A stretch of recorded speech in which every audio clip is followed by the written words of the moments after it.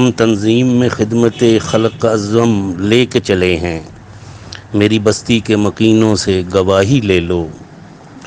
Police قومی رضاکاران صوبہ بھر میں ضلعی سطح پر خدمت خلق کے جذبہ سے سرشار ہو کر دامے درمے سخنے قدمے اپنی رضاکارانہ خدمات آسن طریقے سے اس مہنگائی کے دور میں برائے نام نہ ہونے کے برابر معاوضہ کے عوض سر انجام دیتے چلے آئے ہیں۔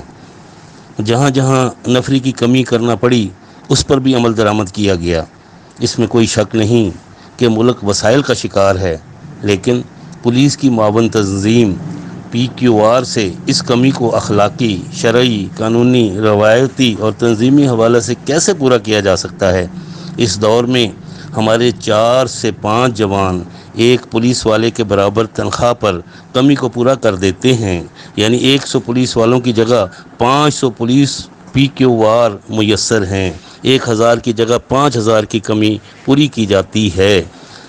تمہارا حق تمہیں خود بڑھ کے دے دے، یہ دنیا اتنی دیوانی نہیں ہے۔ حق مانگنا کوئی گناہ نہیں ہے اور ہاتھ پہ ہاتھ رکھ کر بیٹھنے سے حق نہیں ملتا۔ یہ بات ببانگ دہل کی طرح واضح ہے کہ پولیس قومی رضاکاران تنظیم 1967 میں قومی اسمبلی میں ایکٹ کے تحت وجود میں آئی ہے۔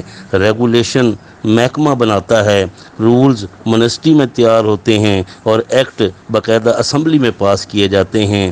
قانونی ماہرین کے نزدیک اس طرح اسمبلی کے قانون کو ثبوتار نہیں کیا جا سکتا۔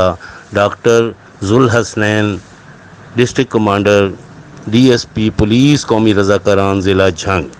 محافظ امن